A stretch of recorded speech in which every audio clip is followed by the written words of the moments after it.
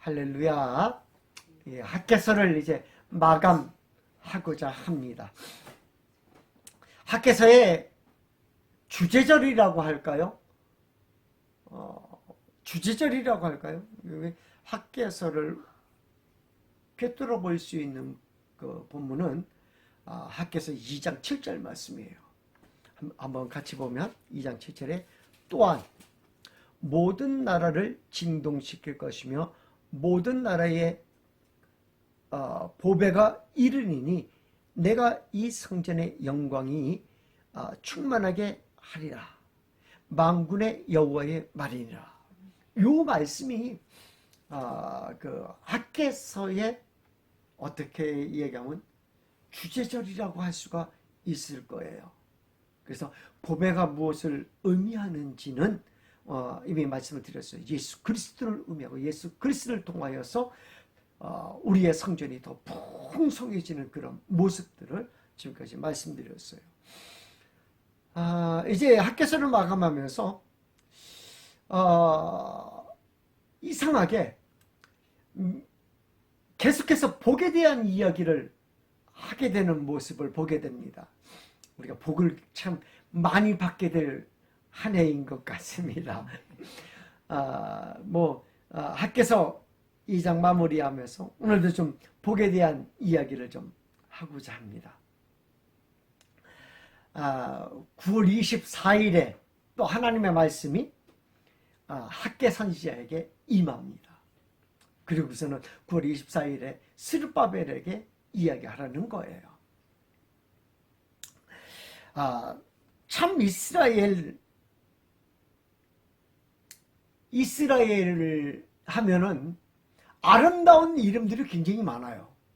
그렇잖아요. 아름다운 하나님께 영광 돌린다. 하나님이 나와 함께 하신다. 하나님이 나를 도우신다. 그런 이름들이 굉장히 많이 있잖아요.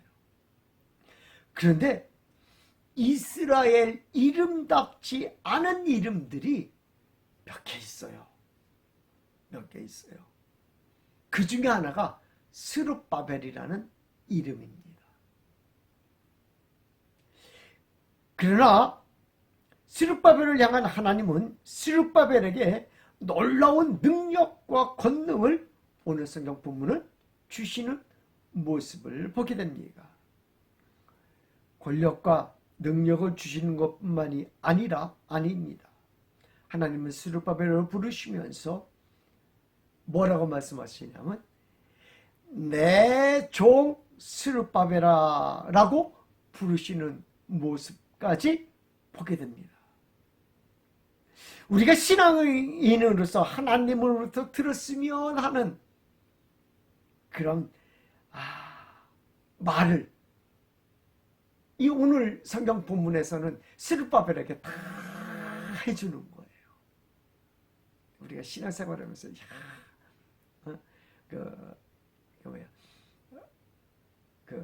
내가 가는 길에 천이 와도 다 쓰러지고 만이 와도 다 쓰러지고 너를 당할 자가 없을 것이냐. 이것보다 더 귀한 말씀이 어딨어요. 그 다음에 내가 너를 세웠다라는 말씀, 내 종이라는 말씀, 내가 너를 택했다라는 말씀, 그 단어들만 이렇게 생각하면 흥분하지 않을 수 없는 단어들이에요. 그 단어들을 누구에게? 스룹바벨에게 해주는 모습을 보게 됩니다. 그럼 스룹바벨은 누구인가 좀 살펴보고자 합니다. 스룹바벨 성전하니까 스룹바벨은 당시 총독이었구나라고 우리가 알고 있습니다. 스룹바벨의 그런 뜻을 살피기 전에 이스라엘에 좀 맞지 않는 이름들이 몇 개 있다고 그랬죠. 그 중에 하나가 기드온의 별명이에요. 기드온이라는 큰 용사라는 말로 계속해서 쓰여야 되는데 기드온이라는 말보다 어떤 말이 더 많이 쓰였다고요? 여룻바알. 여룻바알이라는 말이 더 많이 쓰였어요. 어떤 면에서는 바알과 싸운 자라는 그런 의미가 있지만 그것보다는 바알이 맞설 것이다라는 의미가 더 커요. 바알이 맞설 것. 근데 바알이 맞서요? 바알이 한 번도 기드온에게 맞서지 못해요. 그럼에도 불구하고 여룻바알이라는 이름을 끝까지 가지고 가요. 그가 죽어서까지도 여룻바알 아들이 하고 나오는 모습을 보게 됩니다. 참 맞지 않은 이름이에요. 그럼에도 불구하고 왜 하나님은 이 맞지 않는 이름을 성경에 기록하게 하셨을까?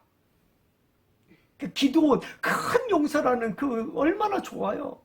하나님께 하나님의 능력의 오른손에 붙잡히면 큰 능력의 사람이 된다. 예수 그리스도께서 이 땅에 오셔서 큰 용사처럼 사단을 물리치셨다. 이거 얼마나 의미가 좋아요. 근데 그 이름을 안 쓰고 여룻바알이라는 이름을 더 많이 썼어요. 참 이상하게 많이 썼다.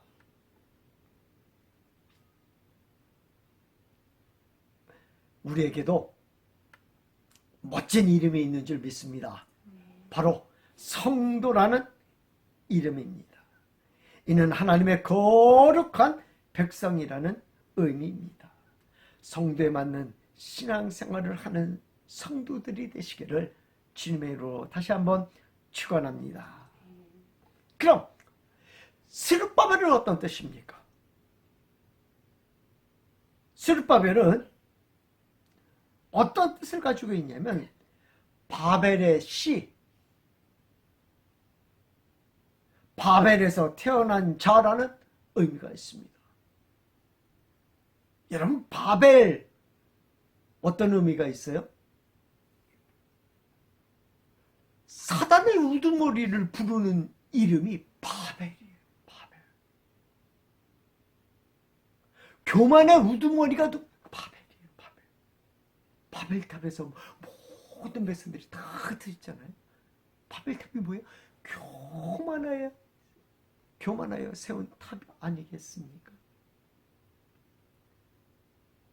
그래서 스룹바벨은 바벨에서 태어난 자라는 의미가 있어요.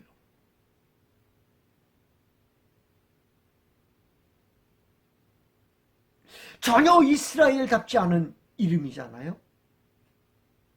하나님은 왜 그 이름에 기독인들이 가장 들어보고 싶어하는 복 이야기를 넣고 있는 것일까요? 먼저 결론을 내리고 그에게 주어진 복을 헤아려보는 시간을 갖고자 합니다.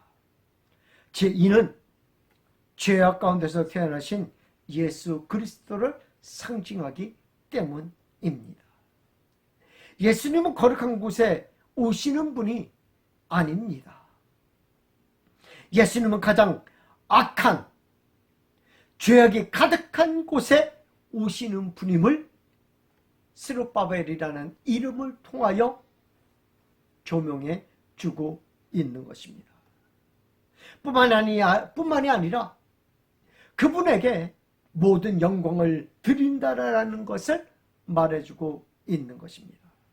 그것도 죄악의 땅에서 죄의 몸을 가지고 온 스룹바벨과 예수님과는 너무나도 잘 매치가 되는 모습을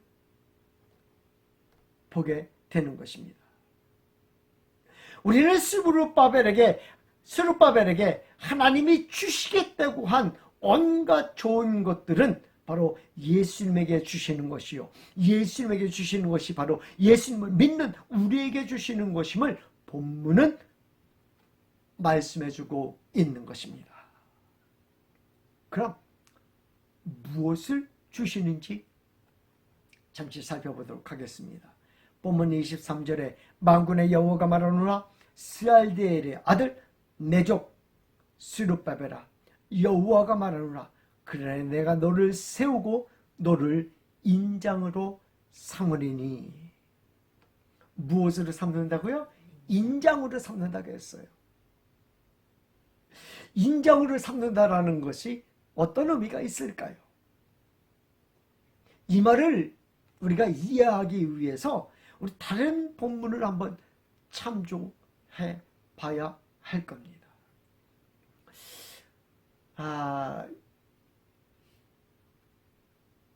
그 배너 영화에서 제가 감명 깊은 장면은 그 장군이 배너에 의해서 구출받아요. 그러고 나서는 너는 내가 내 양자로 삼을 것이다 하면서 반지를 빼가지고 그의 손에다 탁 껴주는 장면이에요. 그것이 인장이라고 하는 것입니다. 예레미야 22장 24절의 말씀 보게 되면 여호와의 말씀이니라.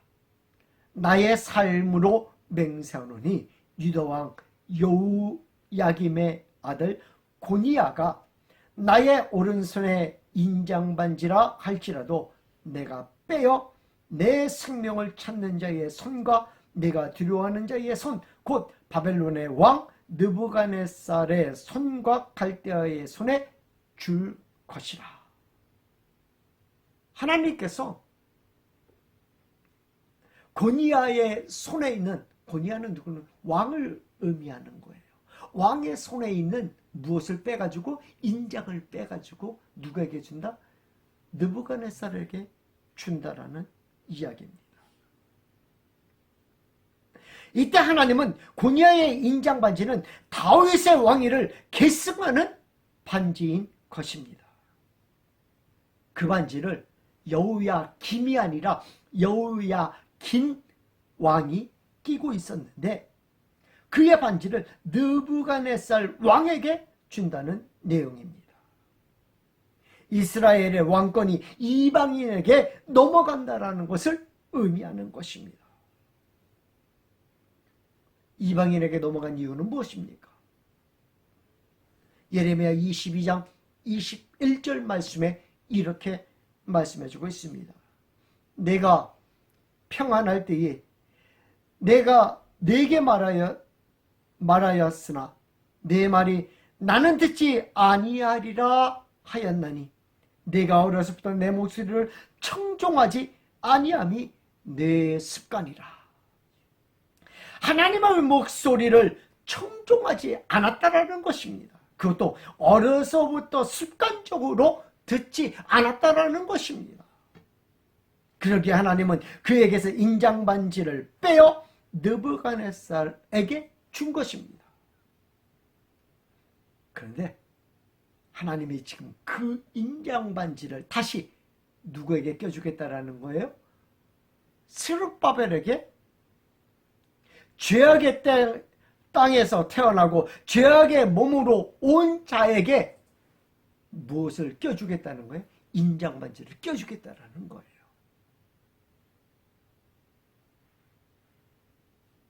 우리가 생각할 때는 하나님 이 일은 불가합니다. 하나님 인장반지를 주려면은요 누구에게 줘야 됩니까? 거룩한 자에게 주든가요? 거룩한 주에게 주셔야 맞는 거 아닙니까? 깨끗한 자에게 주어야 맞는 거 아닙니까? 왜냐하면 하나님은 거룩하시고 깨끗한 분이시기 때문에요. 그러나 하나님은 이렇게 말씀하십니다.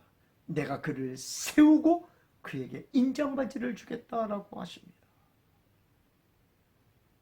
이스라엘의 왕으로 인정하신 것입니다. 이스라엘을 다스리는 다윗이 다윗의 왕조를 이끌고 갈 자로 인정하신 것입니다. 하나님의 영원한 언약을 이어갈 자로 삼아주신 것입니다. 이게 가능한 이유가 무엇입니까? 스룹바벨이 하나님 말씀대로 거룩하게 살아서요? 하나님이 깨끗해서요? 하나님의 이 스룹바벨이 거룩해서요? 스룹바벨이 하나님의 성전을 지어서요? 그게 아니라는 거예요.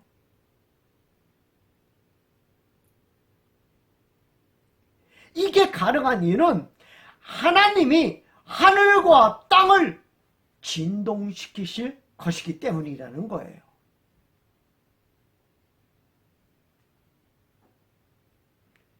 (21절) 말씀에 너는 유다 족속 스룹바벨에게 말하여 이르라. 내가 하늘과 땅을 진동시킬 것이요. 내가 하늘과 땅을 진동시키기 때문에 가능한 일이라는 거예요. 하나님이 땅과 하늘을 진동시키지 않으면 스룹바벨은 어떻게 돼요? 지옥 갈 사람이 일하는 거예요. 거룩하지 않기 때문에. 그러나 하나님께서는 이렇게 말, 내가 하늘과 땅을 진동시키고 내가 그를 세우고 그에게 인장 반지를 끼워주고 내 인장으로 삼겠다라고 말씀하고 계시다라는 사실입니다. 이것은 무엇을 의미하느냐라면 하나님이 임재하신다라는 것을 말씀해주고 있는 거예요. 하늘과 땅을 진동시키는 것은 우리가 이미 살펴보았듯이 무엇을 의미한다고요? 하나님의 임재하심을 의미하는 것이기 때문에 그래요. 하나님의 임재하심이 없는 곳은 조용합니다. 평안합니다. 왜냐하면 하나님의 임재하심이 없는 공중권세 잡은 자가 세상을 다스리기 때문입니다. 마태복음 12장 23절에서 29절 말씀을 보면 예수님께서 안식일에 환자를, 손 마른 자를 고쳐주세요. 고쳐주자 바리새인들이 많은 사람들이 깜짝 놀라서 세상에 이런 일을 행하는 자가 어디 있겠는가 다 이러는데 바리새인들이 뭐라고 얘기해요? 바알세불의 힘을 빌어서 저런 일을 한다라고 막 얘기해줘요. 그때 예수님께서 이렇게 말씀하십니다. 분쟁하는 나라마다 황폐해질 것이요 스스로 분쟁하는 동네나 집마다 서지 못하리라. 만일 사탄이 사탄을 쫓아내면 스스로 분쟁하는 것이니 그리하고서야 어떻게 그의 나라가 서겠느냐. 세상이 조용할 수밖에 없죠. 왜? 사탄이 다스리고 있는 공중권세 잡은 자가 다스리는 나라이기 때문에 서로 분쟁하지 않아요. 그러니까 조용하다라고 해요. 나라와 나라가 전쟁을 일으켰어요? 그래도 뭐라고 얘기합니까? 그것을 조용하다라고 이야기합니다. 왜? 이건 영적인 전쟁이 아니라 육적인 전쟁이기 때문에 그래요.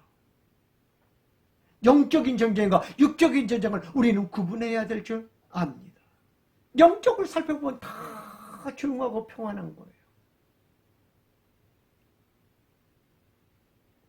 세상이 조용하고 평평한 이유는 사단이 서로 협력하여 사단의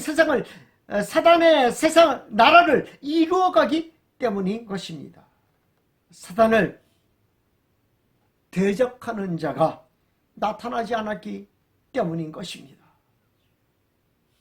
사탄을 대적하는 자는 우리가 이미 알듯이 예수 그리스도인 줄 믿습니다. 그렇게 하나님께서는 이렇게 말씀하시는 거예요. 뭐라고? 내가 세상을 진동시킬 것이다. 하나님의 현존이 이루어진다라는 것입니다. 하나님의 현존이 있을 거라는 것입니다. 두 번째는 보좌들을 엎으셨다라고 성경은 말해주고 있습니다. 세상의 모든 보좌들을 엎으신다는 것이 가능한 것입니까? 세상의 보좌들을 엎으신다면, 그것이 가능하다면 무엇이 있어야 될까요?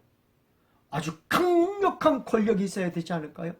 그리고 아주 강력한 국력을 가지고 아주 강력한 무기를 가지고 있어야 되지 않을까요?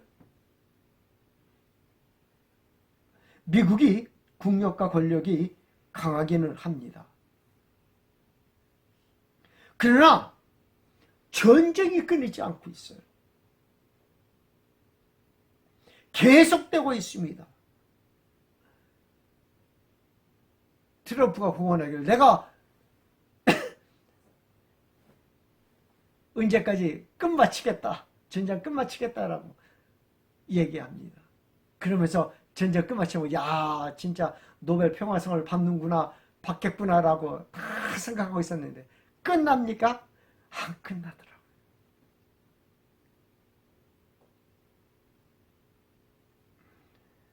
평화를 가져다 줄 것이라고 생각했지만 이루어지지 않고 있습니다.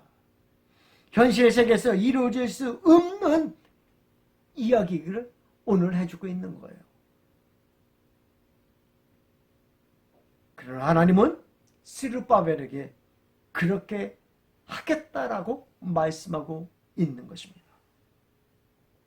이 보좌들을 엎으셨다라는 것은 무엇을 말해주고 있는 것입니까?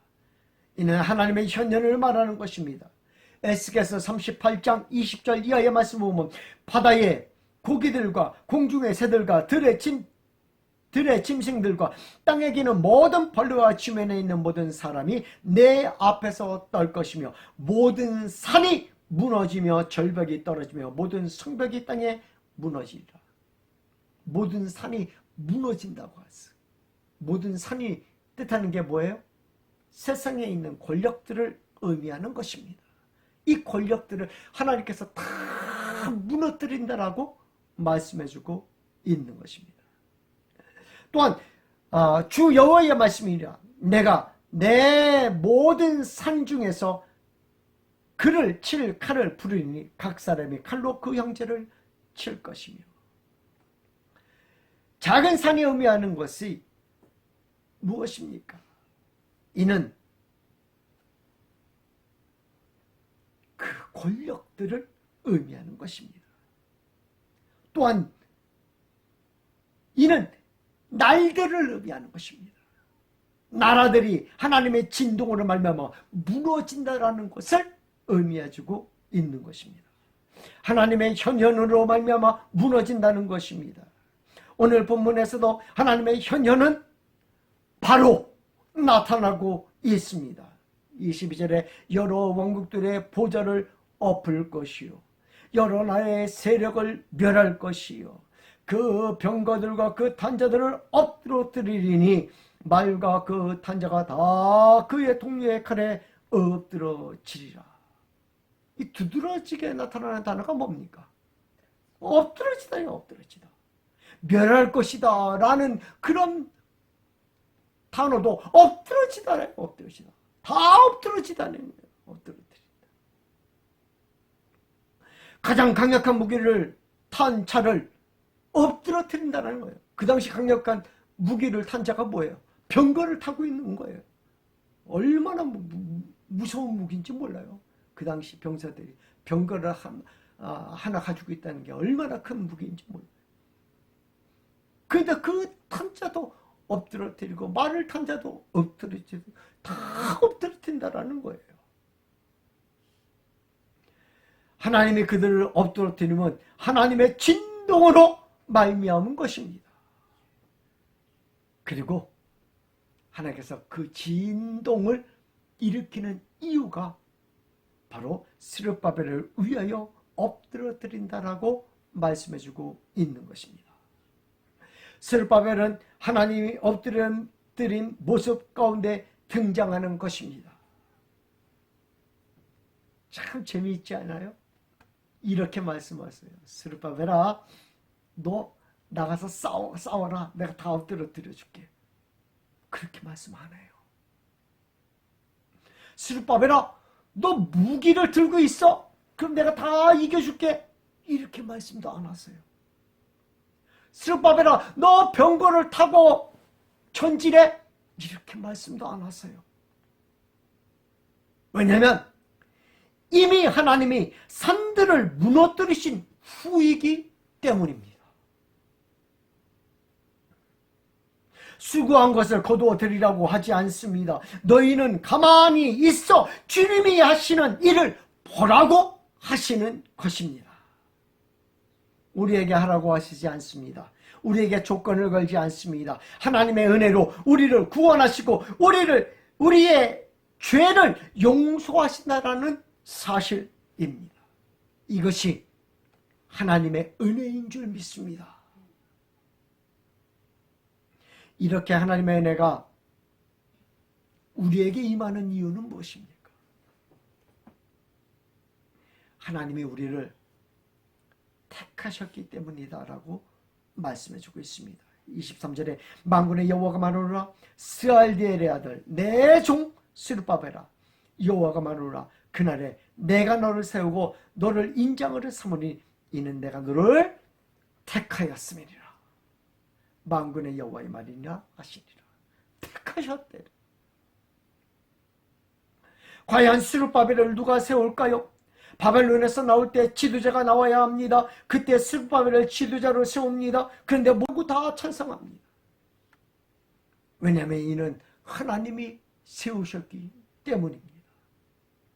하나님이 택하셨기 때문입니다. 그리고 택하시고 그를 인장으로 삼아 주셨다라고 합니다. 인장을 가진 자는 상속자를 의미하기도 합니다. 독특한 외아들밖에는 상속자가 없습니다. 보배를 위하여 하나님은 산들을 무너뜨리신 것입니다. 이는 예수 그리스도를 말해주기도 하는 것입니다. 예수님은 이 세상에 오셔서 죄악이 가득한 세상에 오셔서 세상을 구원해 주시려고 오신 것입니다.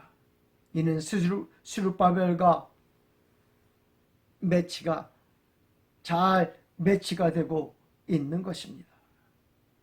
우리에게 하나님은 약속해주고 계십니다. 이마에 인을 받을 자에 대하여 말씀해주고 있습니다. 계시록 1장 이하의 말씀 보면 이렇게 기록합니다. 또 내가 보니 보라 어린 양이 시온산에 섰고 그와 함께 14만 4천이 서 있는데 그들의 이마에는 어린 양의 이름과 그 아버지의 이름을 쓴 것이 있더라. 우리는 하나님이 택하여 세운 자들인 줄 믿습니다. 하나님의 입맞은 자들인 줄 믿습니다. 하나님이 우리에게 복 주시려고 세상을 진동시키시고 은혜를 주신 것인 줄 믿습니다. 학계 선지자를 통하여 말해주고 있는 것은 무엇입니까?